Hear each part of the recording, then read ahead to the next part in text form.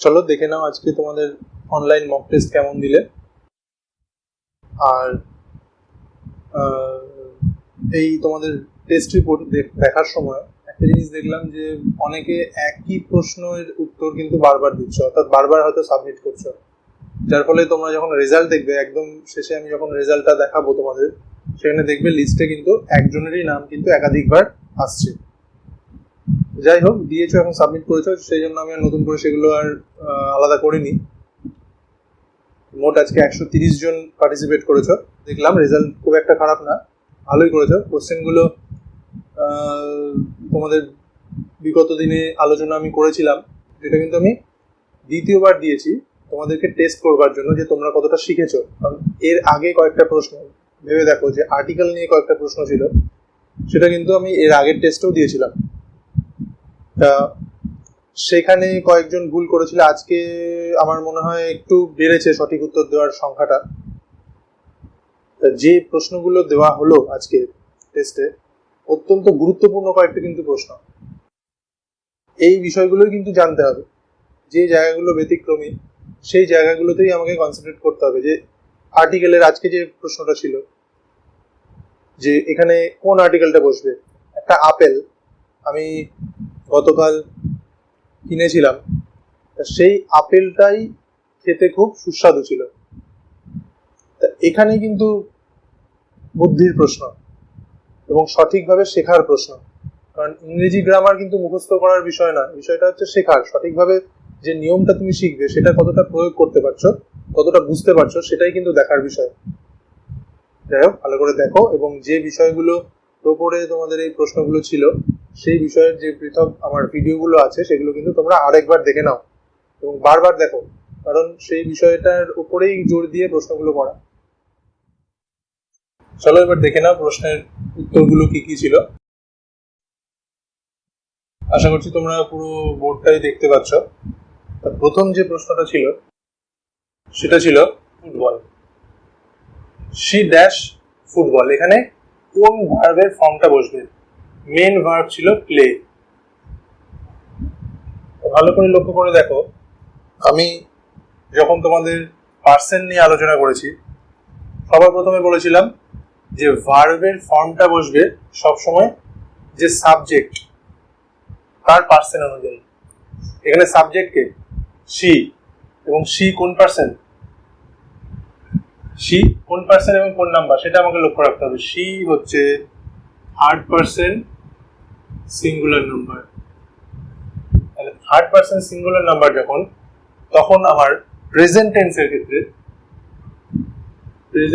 ক্ষেত্রে সব সময় মেইন ভার্বের পর এস অথবা ইএস, অর্থাৎ V4। ভালো করে মনে করে দেখো, ভার্ব ফর্ম যখন আমি তোমাদের পড়িয়েছিলাম এই এস বা ইএস কে V4 বলেছিলাম, তাহলে V4 ফর্মে কিন্তু বসবে থার্ড পার্সন সিঙ্গুলার নাম্বারের পর। তাহলে যেহেতু she third person singular number, সেই জন্য কিন্তু প্লেজ, প্লের পর এই এস লেটারটা কিন্তু বসবে। বোঝা গেল? এবং এখানে তোমরা 72 জন সঠিক উত্তর দিয়েছো। চলো এবার নেক্সট দেখে নাও, দে ড্যাশ টু স্কুল। এখানেও ঠিক একই রকম ভার্ব কোনটা হবে সেটা আমি জিজ্ঞেস করেছিলাম। মেন ভার্ব হচ্ছে গো, কোন ফর্মে বসবে এটাই ছিল প্রশ্ন। এটার সঠিক ফর্মটা হলো গো। যারা যারা গো করেছো তারা সঠিক উত্তর দিয়েছো, 81 জন সঠিক উত্তর দিয়েছে। তাহলে এখানে গো কেন হলো, ঠিক একই রকম, সাবজেক্ট হলো দে। তাহলে দে কোন পার্সন কোন নাম্বার, দে হলো third person plural number. Plural মনে থাকে যেন, দে হচ্ছে প্লুরাল নাম্বার এবং থার্ড পার্সন। তাহলে থার্ড পার্সন প্লুরাল নাম্বারের ক্ষেত্রে যখন আমি প্রেজেন্ট টেন্সের ক্ষেত্রে ভার্বের ফর্মটা নেব, তখন সবসময় কিন্তু ভার্বের বেস ফর্ম বা রুট ফর্ম হবে।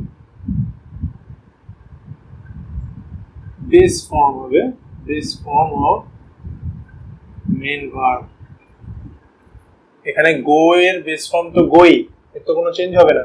এস বা ইএস বা ওয়েন্ট বা গোয়িং এই ধরনের কোনো রকম পরিবর্তন হবে না, শুধুমাত্র এটা গোটা গোই থাকবে। তাহলে দেখো, দে গো টু স্কুল। কারণ এখানে অপশন কিন্তু যেটা ছিল সেটার উপরেই আমাকে লিখতে হবে। এখানে অপশনে কিন্তু অন্য ধরনের কিছুই ছিল না, এখানে অপশনে ছিল গো অথবা গোজ, গো অথবা গোজ ছিল অপশন। তাহলে গো এই অপশনটাই সঠিক হবে এবং 81 জন তোমরা সঠিক উত্তর দিয়েছো।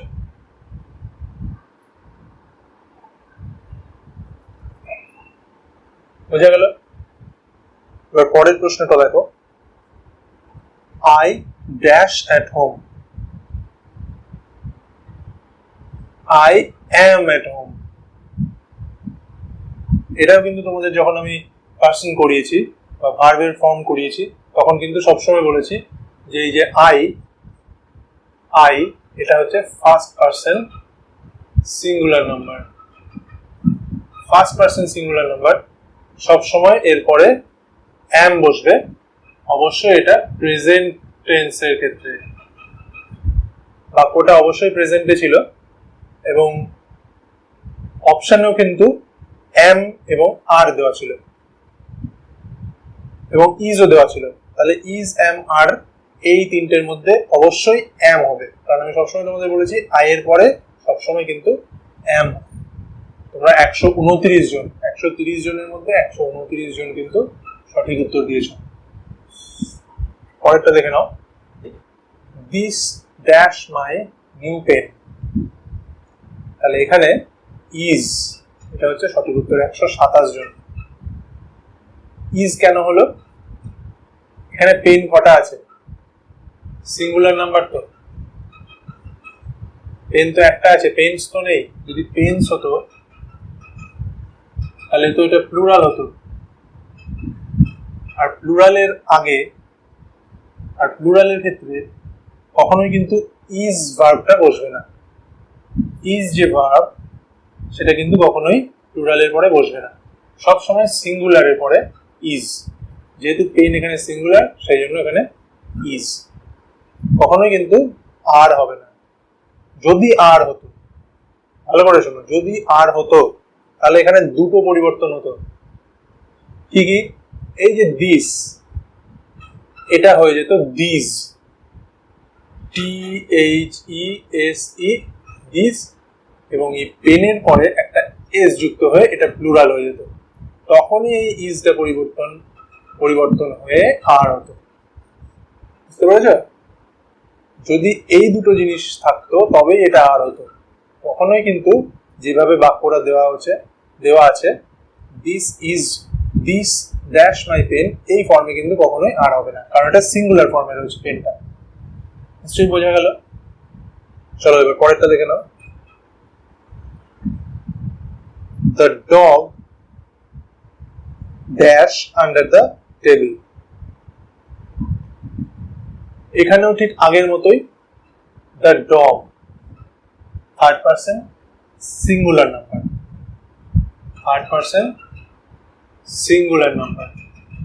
সিঙ্গুলার নাম্বার যেহেতু সব সময় এরপরে ইজ বসবে। বুঝা গেল? থার্ড পার্সন সিঙ্গুলার নাম্বার এরপরে ইজ বসলো, কারণ এখানে তো একটাই কুকুরের কথা বলা হয়েছে, এখানে তো অনেকগুলো কুকুরের বা একাধিক কুকুরের কথা বলা হয়নি, সেই জন্য কিন্তু ডগের পর ইজ বসলো।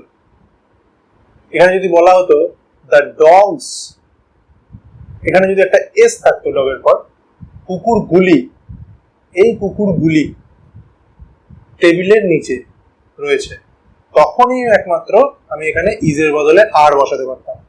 তার আগে কিন্তু আমি বসাতে পারবো না, কারণ এই ডগ সিঙ্গুলার, সেই জন্য সবসময় ইজ। 122 জন এটা সঠিক উত্তর দিয়েছে। পরেরটা দেখো, they dash sailing down the Bidya river. অর্থাৎ সেল কথার অর্থ হচ্ছে জলপথে যাত্রা, বিদ্যা নদীর ওপর দিয়ে তারা যাত্রা করছিল। এখানে দে হচ্ছে সাবজেক্ট, তারা, দেটা কোন পার্সেন্ট কোন নাম্বার? দে হচ্ছে থার্ড পার্সেন্ট প্লুরাল নাম্বার। তাহলে দে যেহেতু থার্ড পার্সেন্ট প্লুরাল নাম্বার, তাহলে সব সময় এর পরে কিন্তু আর বসবে। এই আর বি ভার্ব কিন্তু সবসময় বসবে। এখানে ভালো করে দেখো, এটা একটা কন্টিনিউয়াস ফর্মে আছে। মেইন ভার্ব দেখো সেল, এর সাথে আইএনজি যুক্ত হয়ে গেল, কারণ কি এখানে বি ভার্ব আছে। এই বি ভার্বটাই আমি জানতে চেয়েছিলাম যে কোন বি ভার্ব বসবে তোমাদের কাছে। তাহলে এখানে আর বি ভার্ব বসবে। এই আর 128 জন লিখেছ, অর্থাৎ প্রায় প্রত্যেকেই কিন্তু সঠিক উত্তর দিয়েছে। তাহলে বোঝা গেল দে যেহেতু থার্ড পারসন প্লুরাল নাম্বার, তারপরে বি ভার্ব সবসময় আর হবে, এবং অবশ্যই সেটা প্রেজেন্ট টেন্স হতে হবে।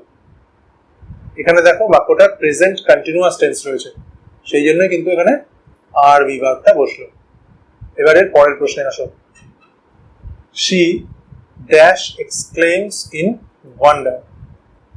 ঠিক আগের মতোই দেখো, একদম প্রথমে যে প্রশ্নটা ছিল, একদম প্রথমে শি প্লেজ ফুটবল, ঠিক এটাও কিন্তু একই। এখানে শুধু ভার্বটা চেঞ্জ হচ্ছে। এখানে যে এক্সক্লেম কথাটা রয়েছে, এরপরে এস যুক্ত হলো। ভালো করে দেখো, কারণ কি এখানে যে শি সাবজেক্টটা রয়েছে, এই শি কিন্তু third person singular number. Third person singular নাম্বারের পরে সব সময় মেন ভার্বে ফোর্থ ফর্ম V4 অর্থাৎ এস বা ইএস ফর্ম হবে। বুঝা গেল? এটা এর আগে প্রথম প্রশ্নটা তো আমি বোঝালাম, ঠিক সেই কারণেই কিন্তু সি এর পরে এক্সক্লেম এর সাথে এস যুক্ত হলো। কখনোই কিন্তু এক্সক্লেম হবে না, কারণ এখানে থার্ড পারসন সিঙ্গুলার নাম্বার রয়েছে। আর এক্সক্লেমড হতো তখনই যখন এটা পাস্ট টেন্স হতো। এক্সক্লেম তো এখানে হবেই না, কারণ এটা প্রেজেন্ট টেন্সের কথা বলা হয়েছে। চলো এরপরে আসো। যারা এখনো বুঝতে পারছে না তারা কিন্তু আমার যে ভার্ব ফর্মের অংশটা রয়েছে, ভিডিওটা রয়েছে, সেটা কিন্তু আরেকবার দেখে নাও। তারপরের প্রশ্নটা দেখো, he dash going to school. এখানে সঠিক বি ভার্বটা বসাতে বলা হয়েছিল। সঠিক বি ভার্ব হলো ইজ। ইজ কেন হলো? সাবজেক্ট দেখো, হি রয়েছে সাবজেক্ট। হি কোন পার্সন? Third person. কোন number? Singular number. Third person singular নাম্বারে সবসময় বি ভার্ব ইজ। প্রেজেন্ট টেন্সের ক্ষেত্রে সবসময় বি ভার্ব হবে ইজ। বোঝা গেল? এখানে সেই জন্য ইজ বি ভার্বটা বসে গেল। তারপরে কিন্তু মেন ভার্বের পর আইএনজি। দেখো G O I N G, main verb এখানে গো, তারপর এই আইএনজি যুক্ত হলো, অর্থাৎ এটা প্রেজেন্ট কন্টিনিউয়াস টেন্সে আছে। আমি যখন তোমাদের ভার্ব ফর্ম পড়িয়েছিলাম তখন কিন্তু এই প্রেজেন্ট কন্টিনিউয়াস টেন্স নিয়ে আমি আলোচনা করেছিলাম। খুব ভালোভাবে মনে করবে বিষয়গুলো। সেই জন্য কিন্তু এখানে বি ভার্বে ইজ বসলো। বুঝতে পারলে কেন এখানে বি ভার্বে এখানে বি ভার্ব হিসেবে ইজ কেন বসলো? নিশ্চয়ই তোমরা বুঝতে পেরেছো বিষয়টা। এবং আমি জানতে চেয়েছিলাম যে এখানে বি ভার্ব কোনটা। এখানে বি ভার্ব হলো ইজ। কারণ কি সাবজেক্ট এখানে কি কাজটা করছে সেটা জানতে হবে, প্রথমে দেখতে হবে। সাবজেক্ট এখানে হি, সে কোথায় যাচ্ছে? স্কুলে যাচ্ছে, অর্থাৎ তার যাওয়াটা এখানে কিন্তু বোঝাচ্ছে। তাহলে এখানে কিন্তু মেন ভার্ব হচ্ছে গো, অর্থাৎ যাওয়াটা, সে যাচ্ছে স্কুলে, সেই যাওয়াটা হচ্ছে মেন ভার্ব গো। এখন এটার সাথে তুমি ভালোভাবে লক্ষ্য করে দেখেছো যে আইএনজি যুক্ত হয়ে আছে। আমি কি বলেছি যে ভার্বের সাথে যখন আইএনজি যুক্ত হয়ে থাকছে তখন নিশ্চয়ই সেটা কন্টিনিউয়াস টেন্সে বোঝাচ্ছে, কন্টিনিউয়াস ফর্মে রয়েছে, অর্থাৎ কাজটা ক্রমাগত হচ্ছে। এবং কন্টিনিউয়াস টেন্সে আমি তখনই কোনো বাক্য লিখতে পারবো মেন ভার্বের আগে যখন বি ভার্ব থাকছে। বি ভার্ব ছাড়া কিন্তু কখনোই মেন ভার্বের সাথে আইএনজি যুক্ত হতে পারবে না, এটা আমি বলেছিলাম, ভালো করে মনে করো। তাহলে জি ও আইএনজি বা গোয়িং আমি তখন লিখতে পারবো যখন আমি বি ভার্ব তার আগে আনতে পারবো। বি ভার্বকে আমাকে আনতেই হবে। আর বি ভার্বটা আমার কিভাবে আনতে পারবো? আমি বি ভার্বকে আমি আনবো সাবজেক্ট অনুসারে। এখানে আমার সাবজেক্ট কি? হি। সাবজেক্টে কোন পার্সন কোন number? Third person singular number. তাহলে থার্ড পার্সন সিঙ্গুলার নাম্বারের পরে বি ভার্ব সবসময় ইজ। প্রেজেন্ট টেন্সের ক্ষেত্রে সবসময় বি ভার্ব ইজ বসবে। বোঝা গেল? তাহলে এইভাবেই কিন্তু তোমরা বি ভার্বটা বের করতে পারবে।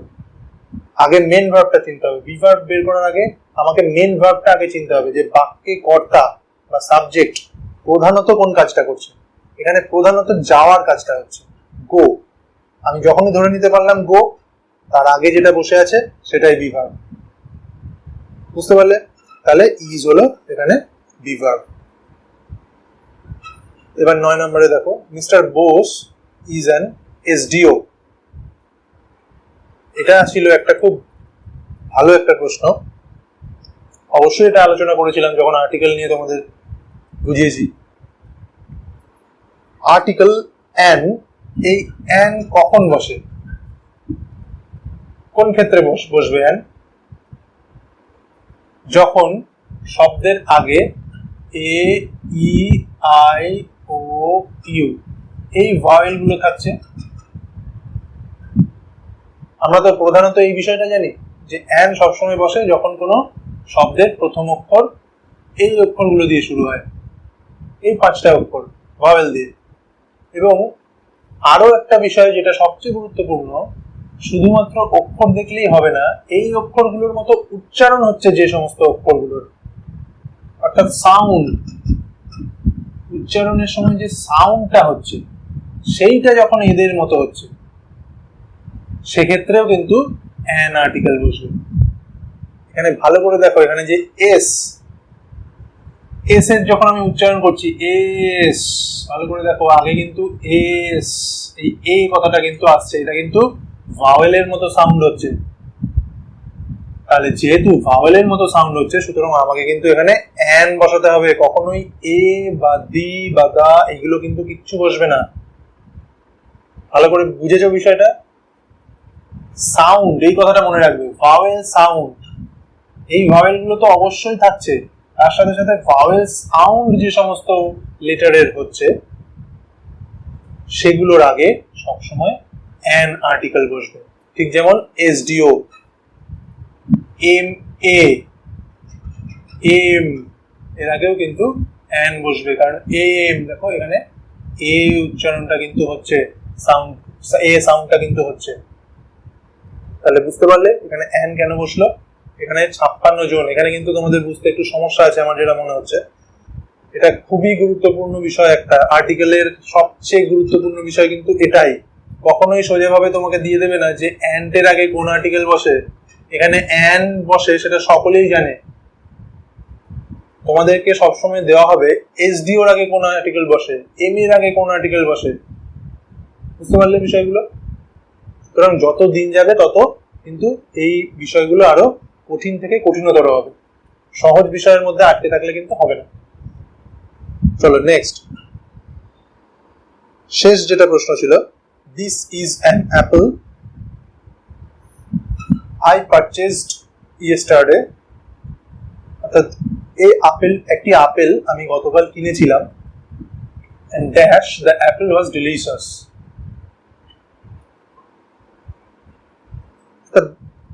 আর্টিকেলের একটা খুব খুব ইম্পর্টেন্ট এটা একটা অংশ আর্টিকেলের।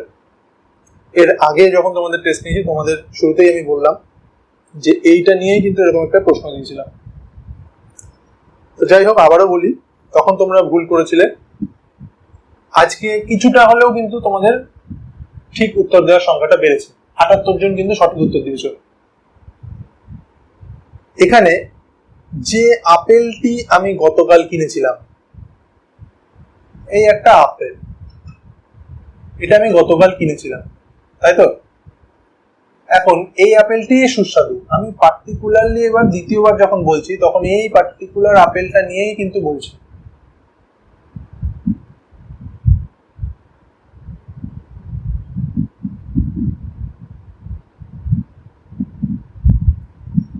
এই যে আপেলটি, এই আপেলটি আমি গতকাল কিনেছিলাম, এই আপেলটা।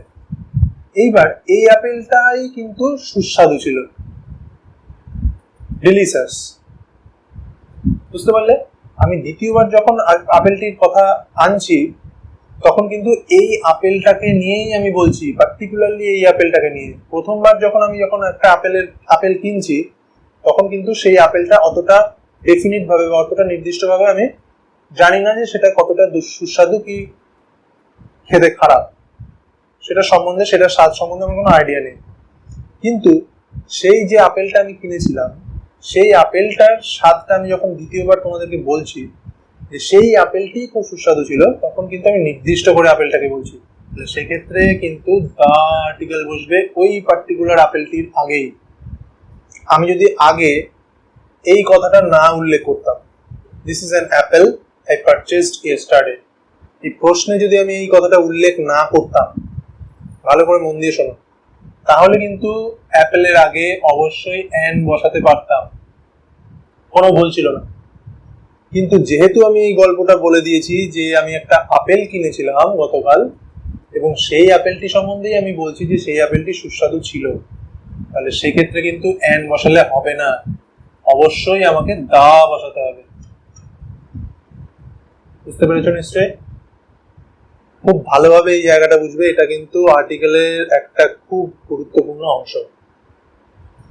যাই হোক, আশা করি আর ভুল হবে না। এই বিষয়গুলো নিয়ে পরবর্তীতে আবার আমি আসবো। কোনো সমস্যা যাতে তোমাদের আর না থাকে সেই বিষয় নিয়ে সবসময় আমি আছি তোমাদের পাশে। আর তোমরা এবার দেখে নাও তোমরা কেমন কি স্কোর করলে। পুরো ব্যাপারটাই নেটের ওপর, কারো নাম হয়তো বাদ চলে যেতেও পারে, হয়তো সাবমিট ক্লিক করেছো অথচ নেটের কানেকশন সেই সময় হয়তো স্লো ছিল, সেজন্য হয়তো সাবমিট হয়নি, সেজন্য আমি রেজাল্টটা পাইনি। সুতরাং তাতে চিন্তার কিছু নেই। ওভারঅল এই বিষয়টা তোমাদের শেখা নিয়ে কথা। আমার উদ্দেশ্য হচ্ছে তোমাদেরকে বিষয়টা শেখানো, এটাই হচ্ছে উদ্দেশ্য। এটা শিখলে পরেই কিন্তু আমার এই মক টেস্ট নেওয়া বা এই যে তোমাদেরকে লাইভ সেশন করা, এই বিষয়গুলো সাকসেসফুল হবে। যাই হোক, আশা করি এই বিষয়গুলো তোমাদের যথেষ্ট উপকারে লাগছে। আর আগামী দিনে আরো নতুন নতুন বিষয় নিয়ে আসছি। তোমাদের অলরেডি লাইভ ক্লাসও শুরু হতে চলেছে কিছুদিনের মধ্যেই, সঠিক সময় তোমরা জেনে যাবে গ্রুপে। চলো আজ আসি, ভালো থেকো, বাই।